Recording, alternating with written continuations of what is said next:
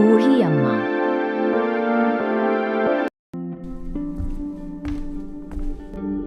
अम्मा, आधा किलो आलू देना। लो बेटा, ताजे हैं आज के, इसके 20 रुपए हुए।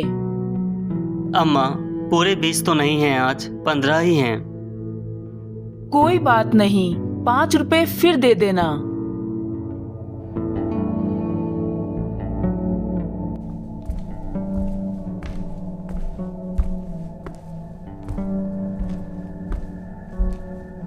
दादी, आप सबको उधार देती रहती हो, अगर पैसे खत्म हो गए तो?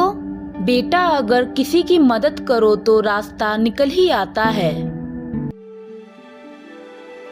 गांव के बाहर पीपल के पेड़ के नीचे एक छोटी सी सब्जी की दुकान थी। वहां बैठती थी बूढ़ी अम्मा। अम्मा अकेली नहीं थी, उनके साथ रहता था एक लड़का मोनू। मोनू अम्मा का खून नहीं था। उसके माँ बाप एक हादसे में चल बसे थे, तब से अम्मा ने ही उसे पाला। मोनू अम्मा को दादी कहता था। एक दिन अम्मा की तबीयत ठीक नहीं थी। अम्मा ने मोनू से कहा, आज मत बैठना बेटा, सब्जी ढककर रख देना, शाम को देखेंगे। मोनू ने सिर हिलाया। मोनू सोचने लगा, अगर दुकान नहीं खुलेगी तो आज का खर्च कैसे चलेगा? जब अम्मा सो गई तब मोनू चुपचाप दुकान खोलने चला गया। वह खुद दादी की जगह खड़ा हो गया। पहला ग्राहक आया। मोनू ने वही भाव बताए जो अम्मा बताती थी। लोग रुकने लगे। मोनू ने कुछ सब्जियां बेची, लेकिन दोपहर के समय कोई सब्जियां लेने नहीं आ रहा था। तब मोनू ने सोचा, थोड़ा आराम कर लेता हूँ। थोड़ी देर बाद मोनू सो गया। तभी एक गाय आई और गाय ने सारी सब्जियां खा ली।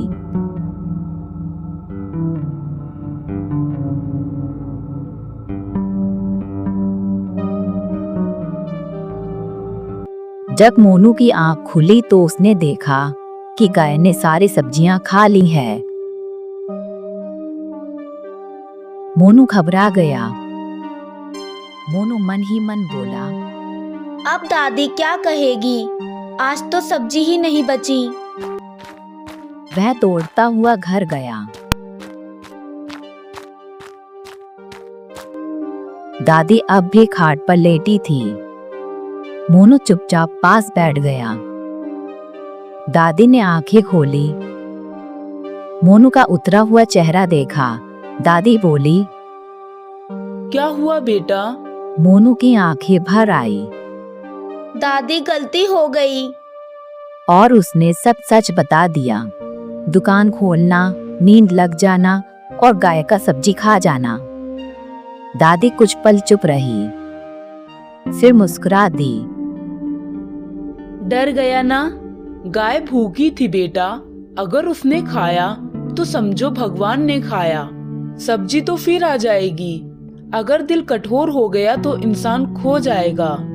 आज तुमने दुकान नहीं जिम्मेदारी संभाली है। गलती से डर नहीं, सीख निकलनी चाहिए। दादी, कल से मैं कभी सब्जी खुली नहीं छोड़ूंगा और आपको बिना बताए नहीं जाऊंगा और कभी भूखे को खाली हाथ भी नहीं लौटाऊंगा। अम्मा ने फिर से दुकान खड़ी करी। कुछ दिन बीत गए। पीपल के पेड़ के नीचे लगी उस दुकान को कोई चुपचाप देख रहा था। न सब्जी खरीदता, न बात करता, बस रुकता, देखता और चला जाता। मोनू ने एक दिन अम्मा से कहा, दादी, वो आदमी रोज देखता है पर कुछ लेता नहीं। देखने से डर नहीं लगता बेटा, डर तो तब लगता है जब आदमी बोलना शुरू करता है। कुछ दिन बाद वही आदमी फिर आया।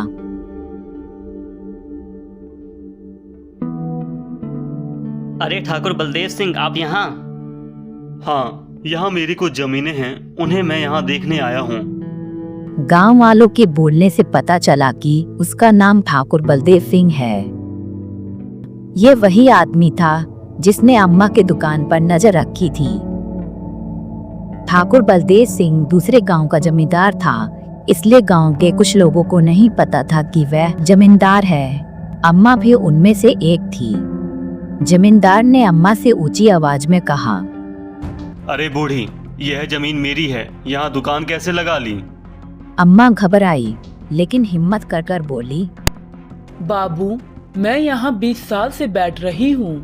गांव के लोग जानते हैं। 20 साल से बैठी हो तो क्या? इसका मतलब यह नहीं कि जमीन तुम्हारी हो गई। कागज दिखाओ। अम्मा के पास कागज नहीं थे। जमींदार जाते जाते बोला, समझ लो बूढ़ी, या तो खुद हट जाओ या मैं हटवाऊंगा। दोपहर का वक्त था। पीपल की छांव में अम्मा सब्जी तौल रही थी। मोनू पास बैठा हिसाब जोड़ रहा था। तभी एक आदमी आया। कपड़े नए थे, बोलने का ढंग ज्यादा ही तेज। उसने कहा, भिंडी कितने की है? 20 रुपए की बेटा। आदमी ने सब्जी ली। तराजू जैसे ही नीचे रखा गया, अरे ये तो कम है। वह अचानक चिल्लाया। मोनू घबरा गया। उस आदमी की तेज आवाज सुनकर कुछ लोग रुक गए। मोनू ने धीमे से कहा, दादी तो सही तौलती है। बूढ़ी हो गई हो, अब तराजू भी ठीक नहीं चलता। अम्मा ने तराजू एक तरफ रखा, आवाज ऊंची नहीं की, बस इतना बोली, बेटा, फिर से तौल लेते हैं। मोनू ने वही सब्जी फिर से तौली। तराजू बिल्कुल सही निकला। आदमी का चेहरा बदल गया। अम्मा तो कभी गलत नहीं करती। बेटा, अगर कम तौलती तो मान लेती, पर झूठ बोलना मेरे तराजू में नहीं है। आदमी ने पैसे दिए और तेज कदमों से चल दिया। वह ठाकुर बलदेव सिंह के दरवाजे पर गया। ठाकुर बलदेव सिंह पहले से इंतजार में था। ठाकुर ने पूछा, काम हो गया? लोग उसके साथ हैं। कुछ महीनों बाद अम्मा बहुत बीमार पड़ी। दवा, डॉक्टर, खाना, सबके लिए पैसा चाहिए था। सब्जी लाने के लिए जो थोड़े बहुत पैसे बचे थे, वह पैसे भी धीरे धीरे खत्म हो गए। अम्मा की तबीयत में थोड़ा बहुत सुधार आया, मगर दुकान लगाने की हालत नहीं रही, क्योंकि सारे पैसे खत्म हो चुके थे। मोनू रोज पूछता, दादी, आज सब्जी नहीं लाएंगे क्या? अम्मा कुछ बोल नहीं पाती। अम्मा को अपने गांव के जमींदार से पैसे उधार नहीं मिले, इसलिए मजबूरी में अम्मा को ठाकुर बलदेव सिंह के घर जाना पड़ा। मालिक, मुझे पैसों की जरूरत है। अगर कुछ पैसे मिल जाते तो मदद हो जाती। जमींदार ने मुस्कुराकर पैसे दे दिए। लौटा देना, नहीं तो अंजाम बुरा होगा। कुछ महीने बीते, पर अम्मा समय पर पैसा नहीं लौटा पाई। इनको यहाँ से निकालो, यह दुकान खाली करवाओ। अम्मा और मोनू को दुकान से भगा दिया गया।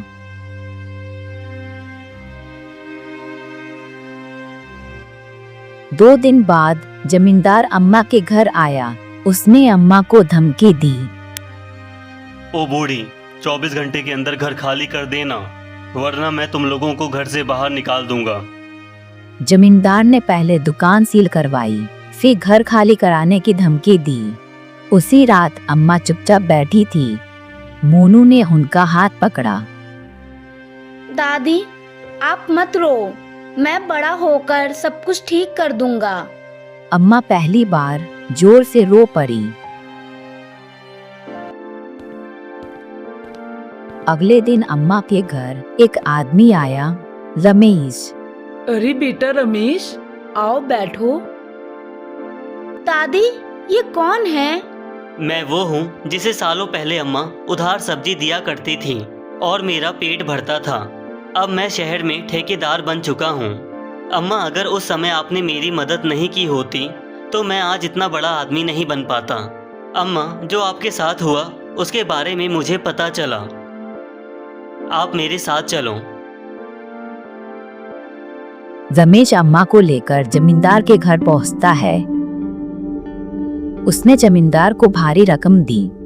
ब्याज समेत रमेश ने अम्मा का सारा कर्ज चुकाया।